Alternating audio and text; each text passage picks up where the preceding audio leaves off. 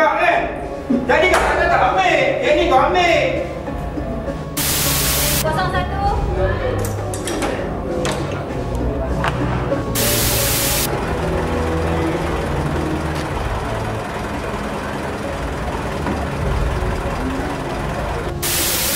Kali ni? Ha? And they want to charge me like now under active anti-human smuggling act. I show my videos in YouTube. You can't charge. Okay, what can they charge me? You tell me what can you charge me? They did not find a single passport, tampered or otherwise on me. No, I never carry documents. I always got people doing it for me. You use register? Yes. Customers in China who want to go to the States. The charge is anything from 70 to 90,000 US. Agents from China establish contact with you? Yes. And you move them to where you want to go? Yes. Modify people's passport. 16 or maybe more. Because these are all mushrooms, so they compile enough evidence on you, they take you in, that's it. You go for holiday. But now it's even worse. Now, everybody knows that ada ISA man. Catch me if you can.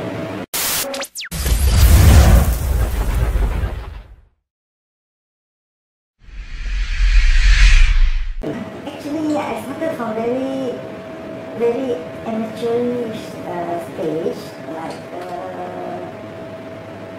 just saw friends doing it and find it so easy, and I just go to somebody, supposed to be a good friend, he is the one just, making all the arrangements. I get the customers from Chinese agents. No, we had so many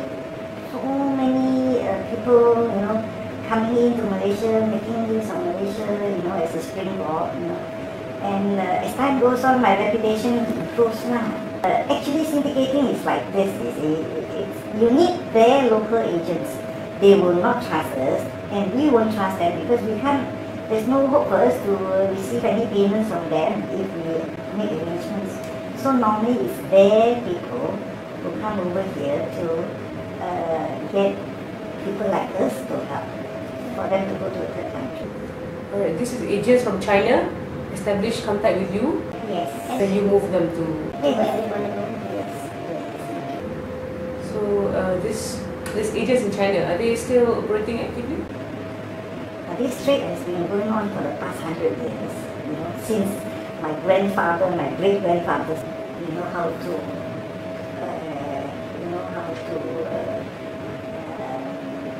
modify people's passport, you know how to do a lot more things, You did that yourself? I can do it. You see?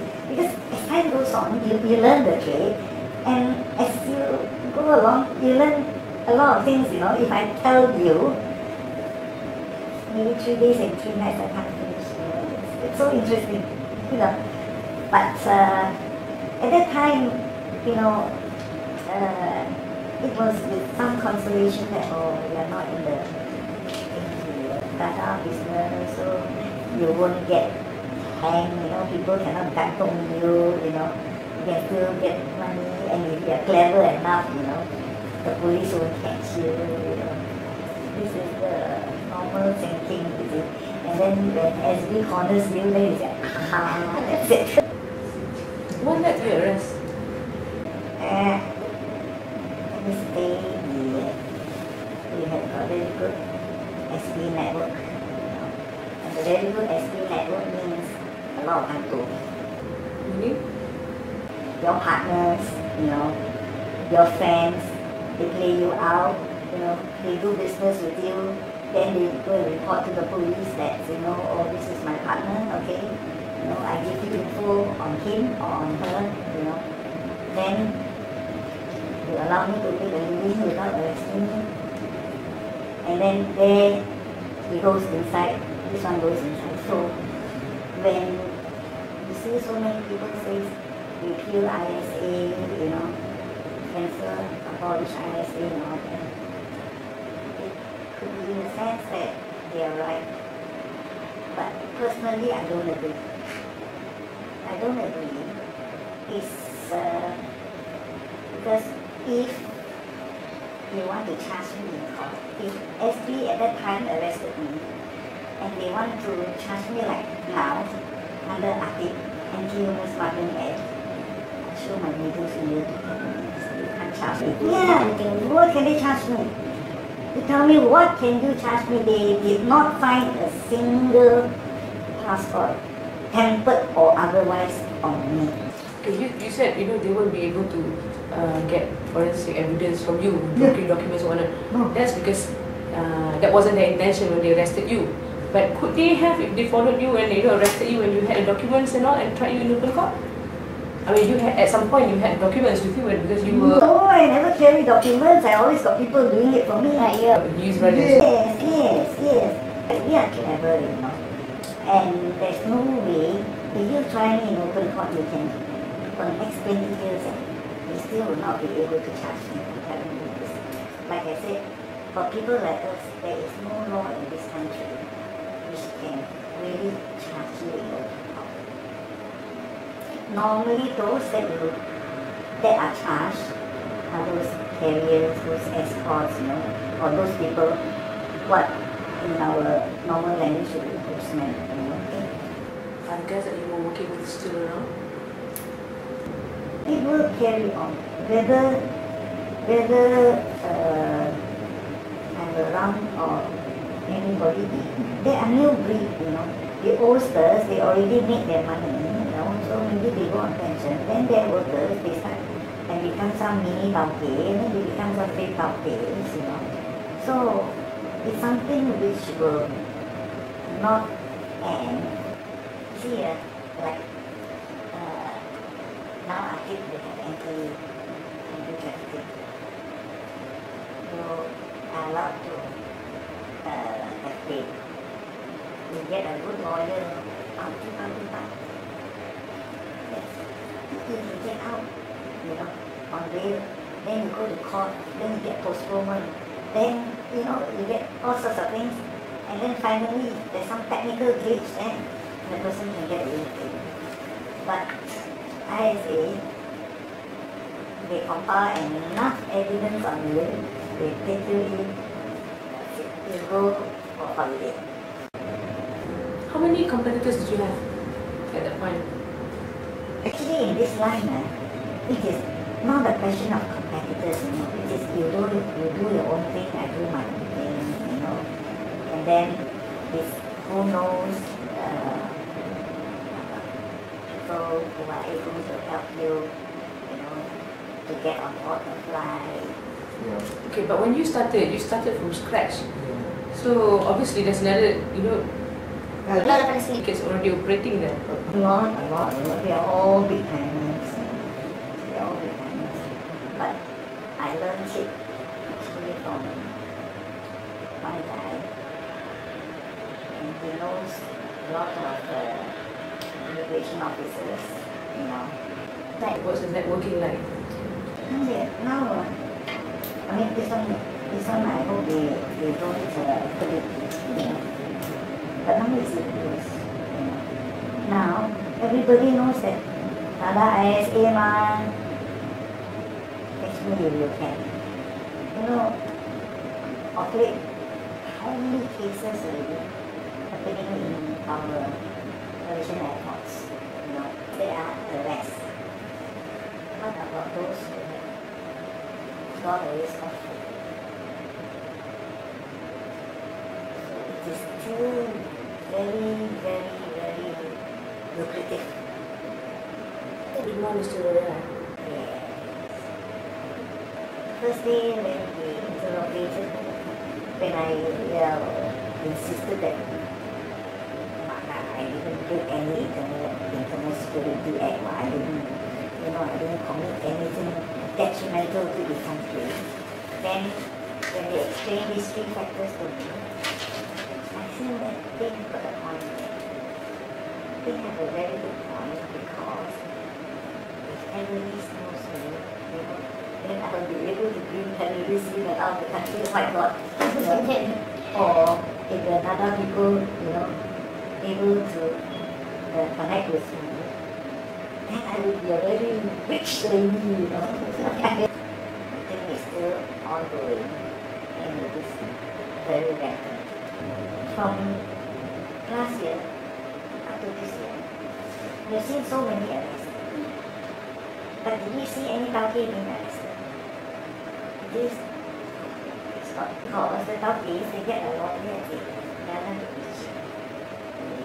They plead guilty. Then the poor fellow goes to jail. The Tauke goes away scot-free. They arrange for another episode and then they start jalan again. I mean, syndicates is what it is on the ground. You can say that, but the exact figure actually only has 3 months of people, others we don't know because we have got facts. This fellow is doing, this fellow is doing, this fellow is doing. Normally we keep to ourselves. We do our business, we keep to ourselves. So, but now, if the statistics are correct, it's increasing. What was the number now from your knowledge? Maybe back to 16 or maybe more. Because these are all mushrooms already. I don't think that you can really eradicate this sort of things. I don't think so. But because when what I know of are the Chinese standards. But we have all sorts of disabilities. We're not able to charge like what they are charging. But we know that if you have got customers in China who want to go to the States, the charge is anything from 70 to 90,000 USD. You see, in this business, especially, I think even if it's the same with Sri Lankans or with Afghanistanis, I don't think it's the same anymore. But when it comes to the Sri Lankans or Chinese, it's always like this. Okay, I can pay you more, pay you 70,000, for example. We don't say 90,000. This is per individual, per person.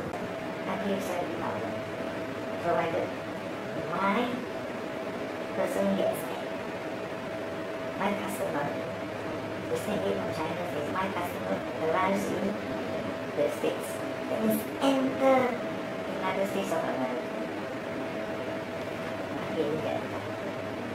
But in between, if you jatuh, sangkut, whichever place, your money for air ticket, the passport, whatever you have paid and all that, the one is personal, not my business. My person arrives there, I pay you that amount and they never fail to pay. That's why this business is so lucrative.